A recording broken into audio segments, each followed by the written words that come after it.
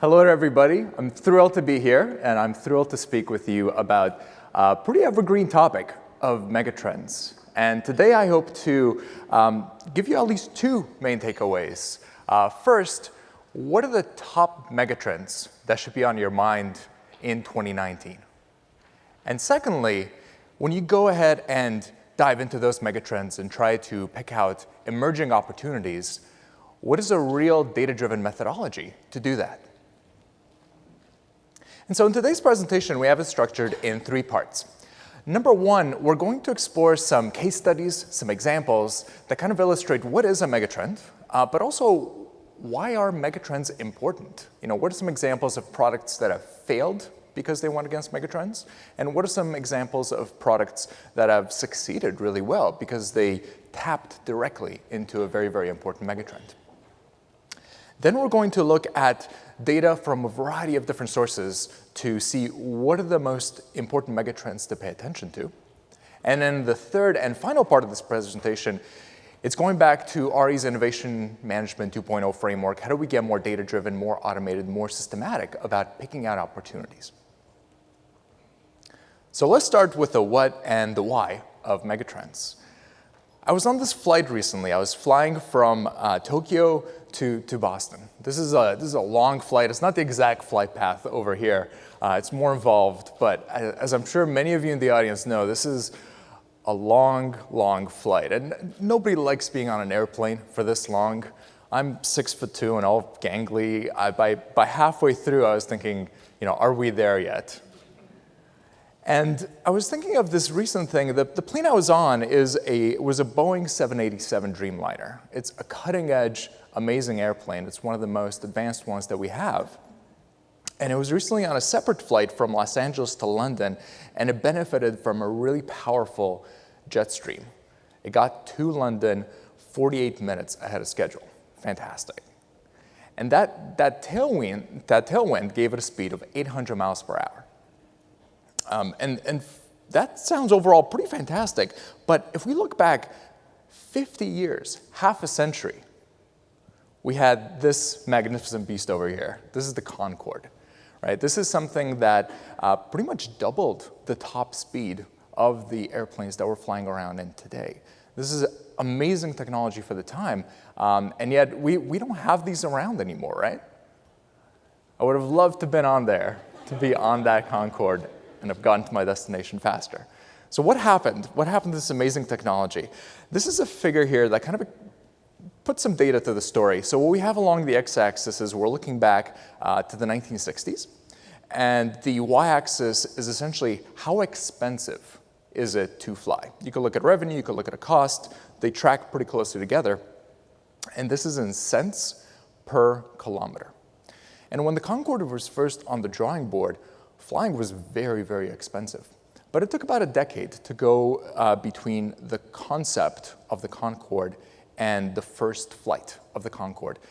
And that's pretty typical for innovation, right? From when the innovation idea first is kind of conceptualized to the time it comes to market, 5 years, 10 years, sometimes decades might elapse, and the conditions do change a lot. So here we had significant advances in jet engine technology, fuel efficiency to cut the operating costs. And over the decades that followed, there were additional innovations, and air travel got cheaper and cheaper and cheaper. So by the kind of 2000, 2003 mark, the Concorde was failing, right? And it had its last flight. And at around that time, this is an article from the New York Times that kind of summed up the story of the Concorde in 2003. They were saying for Concorde, economics trumped technology. And when we talk about economics here, it's not kind of this abstract theory of economics, right? It's a very real trend, even a megatrend, I might say, in the context of cheaper travel. And in this case, it was looking at more fuel-efficient planes. Now, the story of this particular megatrend doesn't end there. When I first mentioned Boeing, perhaps some of you thought of another Boeing airplane, the Boeing 737 MAX 8.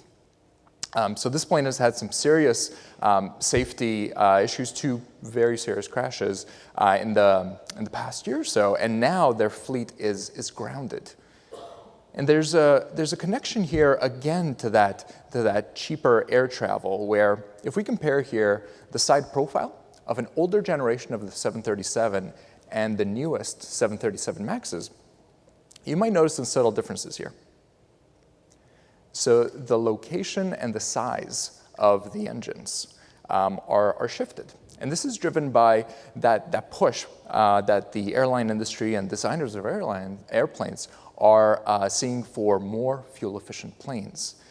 And so here, the design choice that was made was to swap out the old engines for new engines that are 15% more fuel efficient, but the casing was larger, had to be positioned in a different place, and because this was put onto an existing design, it resulted in a less stable airplane, right? Different engine size, different location, less stability, and that led to the introduction of an automatic stability control system, the so-called MCAS you might have seen in the news, and that caused crashes because of a mix of faulty sensors, poor software design, and subpar pilot training.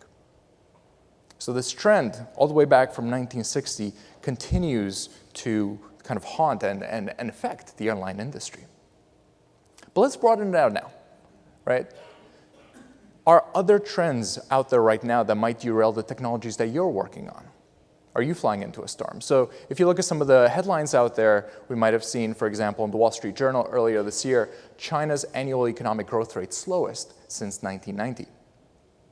CNBC highlighting the extreme volatility that we're seeing in the stock markets, and the New York Times recently highlighting that ocean warming is accelerating faster than thought, according to new research. Now, do these trends matter? Do they affect your day-to-day? Do they affect the products that you're working on? Or can you ignore them? Right, so to do that, there's been this push towards going beyond the headlines and going into more structured thinking, and this is where the idea of megatrends finds a lot of favor.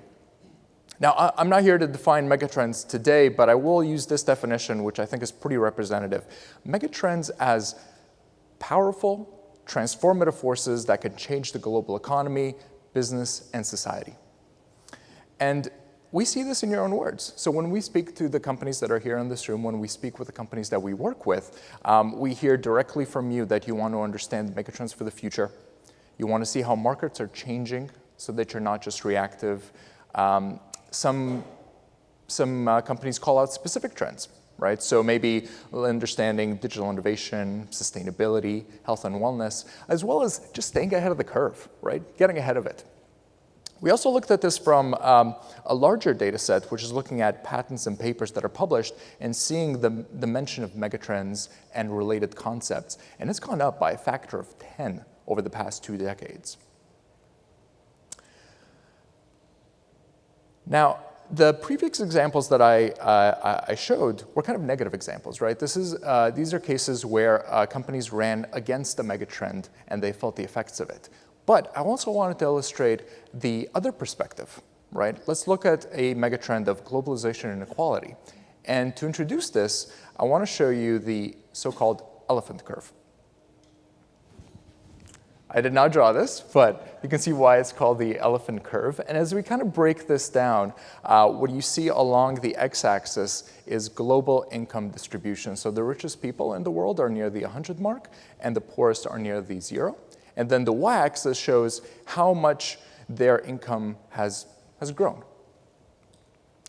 And as you kind of break this out, there's 2 different behaviors. So there's some very good growth that we're seeing at the trunk and the torso of the elephant, if you will. And then there's some stagnation in terms of growth for the trough and the tail. And this kind of aligns with the headlines that we're used to seeing. So we know that, for example, the rich are getting richer. So the ultra-rich in Europe, North America, Asia, elsewhere have benefited from a lot of income growth. Another big winner is the global middle class. So in East Asia, Southeast Asia, Sub-Saharan Africa, we're seeing a lot of really good income growth. Not winning anymore, middle class in developed nations, as well as some of the poorest nations in the world. So how can we help? How can we assist with that?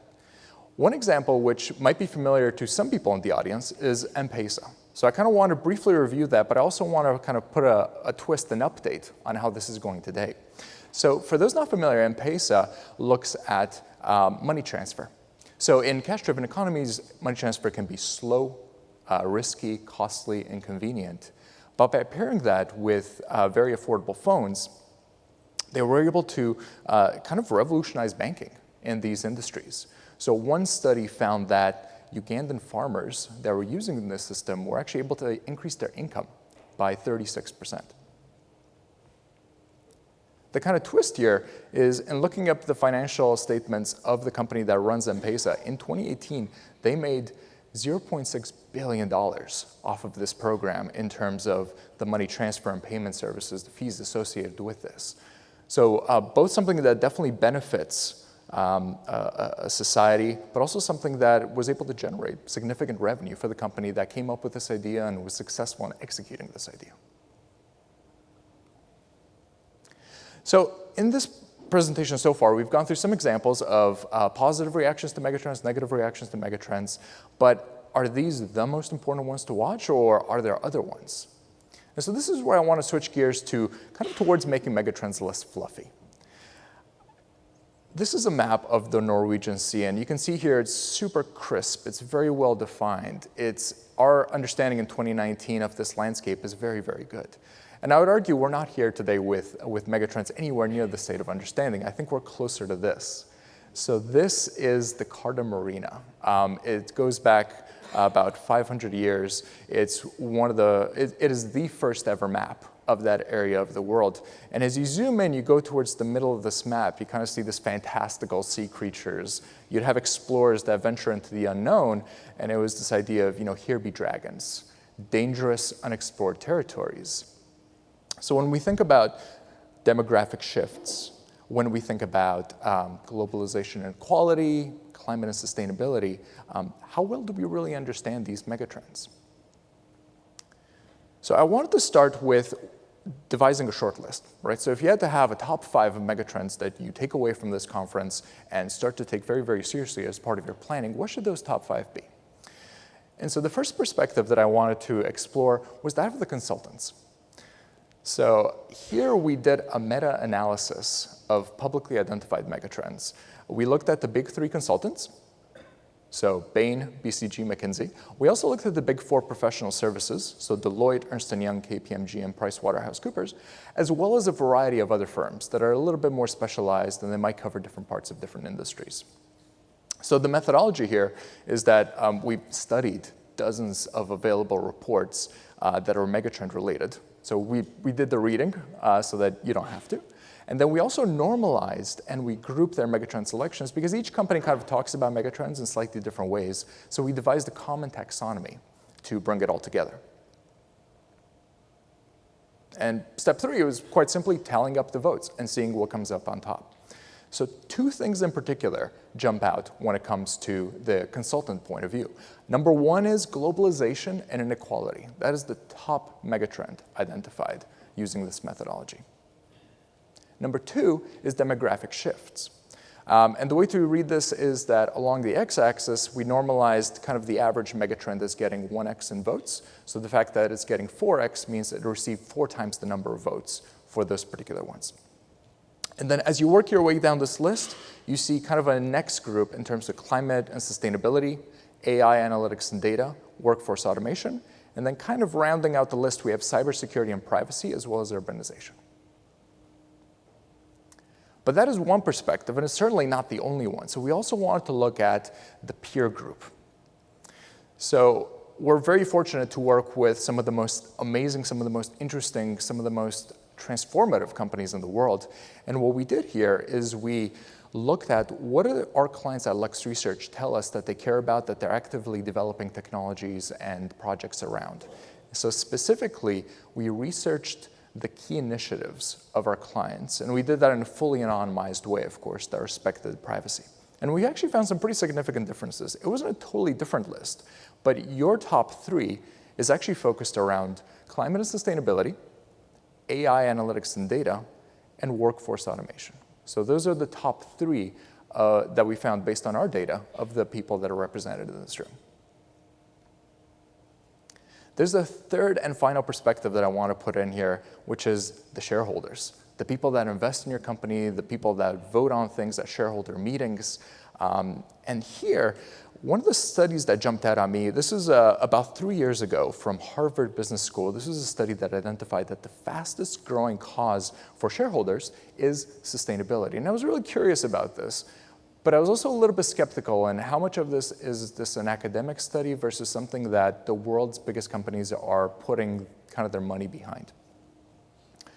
And to explore that, I looked at Vanguard. So I think a lot of people here already know what Vanguard is, but just one quick figure to introduce them.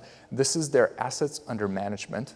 You can see the absolutely meteoric rise. They are now at $6 trillion that they manage for their clients in terms of investing. They are absolutely transforming the financial industry, and they're becoming the largest owner of a lot of companies around the world. And one of their newest moves, this was just last month, to introduce a new ESG fund. And ESG here stands for environmental, social, and governance characteristics. So they're still looking to make money. They're still looking to invest in companies and have a diversified approach and make a lot of money. But they're focusing in particular on companies that have very positive ESG characteristics. Now, why might they want to do that? So this is an interesting view here where, for finance geeks, you might recognize this. This is the S&P 500. So over the past 5 or so years, the performance of the S&P 500, if you had invested in this, you've gotten about 61% return on your money.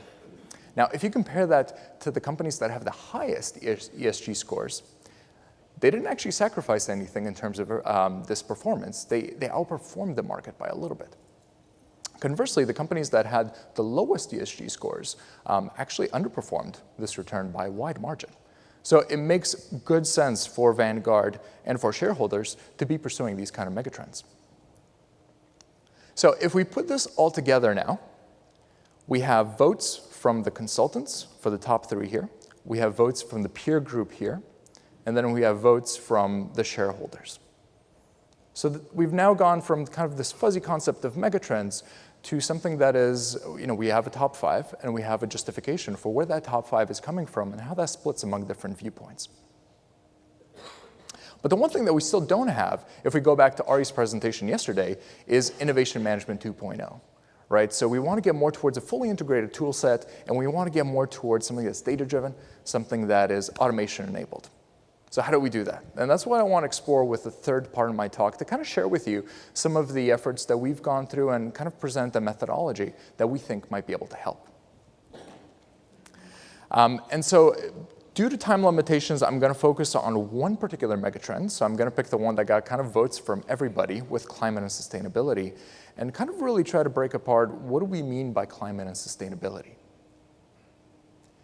And the classic approach to doing this is to create a taxonomy, right? So we put sustainability at the top, and then we kind of start to segment it out. We have materials as kind of a pillar, and then underneath materials, we have subject matter experts that identify what are material strategies that are going to help us with climate and sustainability. And we might look at new technologies for recycling, upcycling, maybe new materials like nanocellulose that might have some benefits compared to incumbents. And we kind of keep going, right? We can go to mobility with electric vehicles, maybe even electric aviation, marine fuels, and more. And we kind of keep building out the pillars, keep building out the subtaxonomies. This is a very good, very structured approach, and it's absolutely the first step that you want to take when you start to understand the megatrend. The problem is that a taxonomy alone, though, is not quite actionable enough, right? So we can't pursue all of these. If you build out a sustainability taxonomy, you might end up with hundreds of different technologies, and some of those are going to be gems, right? They're going to drive a lot of growth, they're going to drive a lot of market impact, but some of them might be duds. You might be wasting a lot of money and a lot of time by pursuing those technologies. So we kind of want to go a step deeper here in quantifying this taxonomy to try to extract what are some of the best steps, best things to pursue. So the methodology that we pursued there is part 1, and this is in many ways kind of the grind. The hardest part is building a massive and a diverse data lake. So it's assembling a really good infrastructure to be able to query patents, papers, funding, as well as proprietary data. Maybe you have internal reports. Maybe you have different initiatives or different kind of technical manuals, findings internally. So put that all in a data lake that's clean, easy to access, easy to share between different groups. And once you have that, you're able to start to take cuts of data, right? So if we look at one node of that taxonomy for sustainability, a new type of battery called solid-state batteries, you can say, here's the grants and here's the applications in terms of patents. You can look at how do those patents compare against the academic paper trend. You can look at how does the funding trajectory look like and how does that break out between different things, right? So we start to take cuts of data and start for each node of that taxonomy to get more quantified. When you do that, you end up with a lot of charts and a lot of data. So it becomes really useful to develop metrics of merit that are relevant to you. I'll share with you ones that we find relevant, but they might not necessarily be the same for you and your company. But we focus on innovation interest and maturity. So to kind of illustrate that, we bring it all together into a single figure here with the LuxTech signal, and we say over the past 5 years, this metric of interest has gone up by 27%. And so we can get this number for every single part of the sustainability taxonomy. And once we do that, so once we have the data lake, once we have the metrics of merit, we're able to essentially scale this and have this as an ongoing monitoring dashboard that provides real-time intelligence. Now, when you do that, unfortunately, you end up with something like this, which is a lot of data. In a way, this is wonderful, but a problem with it is that it's really hard to kind of tell what you're really looking at, and it's also, frankly, kind of boring, right? So it's not very insightful. It's not very, you can't drop it in front of an executive and have key takeaways.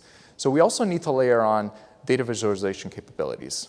This is something that's super important, and I highly encourage strong investment in this area as well.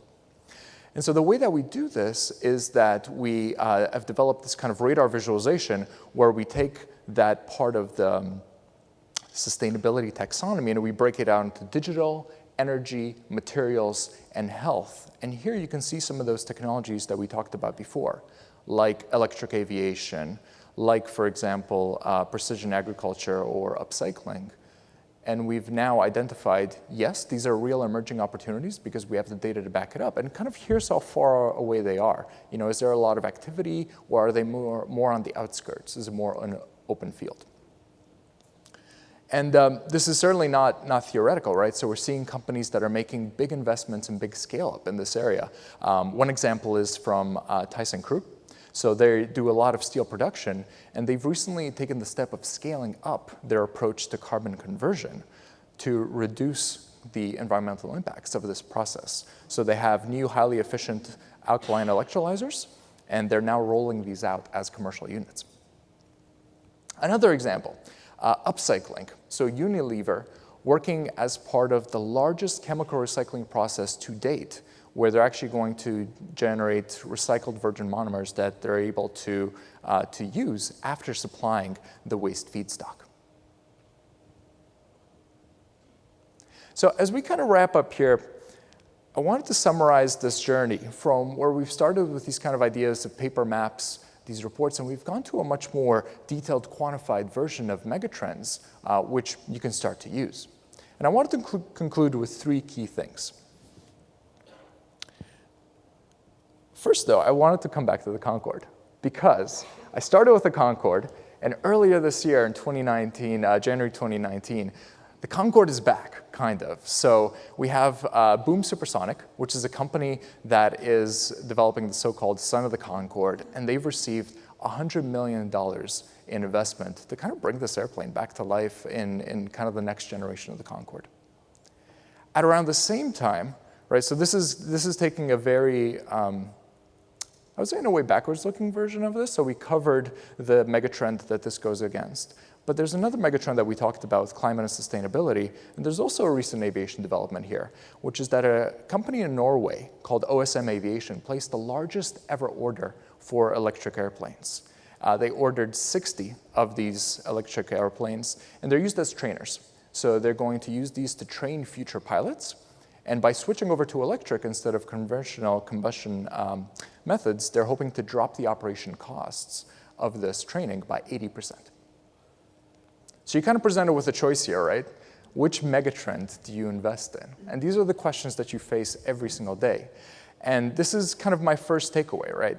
By quantifying megatrends, we help to filter out some of this noise. We all get so much noise in terms of new funding, news, headlines, all these different sources. And we want to hone in on wins faster and frankly, not building the Concorde of your industry. Part two, really this being more than the sum of its parts. So in as much as quantifying megatrends is important, what my colleague Kevin talked about, using some of the same data and some of the same approach with weak signal analysis is also really, really important. And what my colleague Ari talked about in terms of the other parts of the Innovation Management 2.0 framework, those are also really important. So I would definitely encourage you to think about megatrends as not just annual report fodder that you kind of file away once and then you don't look at it away again, but in as much as you can implement this into your overall process that ties to other parts of your innovation methodology and start to share the data, start to share the findings between it. And number three, start now. At Lux, we have the privilege to work with a lot of the most fascinating companies in the world, and I talk with some of the chief digital officers and some of the other kind of leaders within those organizations, and I see pilots of this or developments of this that companies are doing in-house or they're working with partners to start to bring this in-house. So this kind of work, we're not talking about 2, 4, 6 years down the road. This is getting started now, and so I'd highly encourage you to make this part of your 2019 strategic priorities. And so with that, I want to thank you very much for your attention and for your attendance at the summit.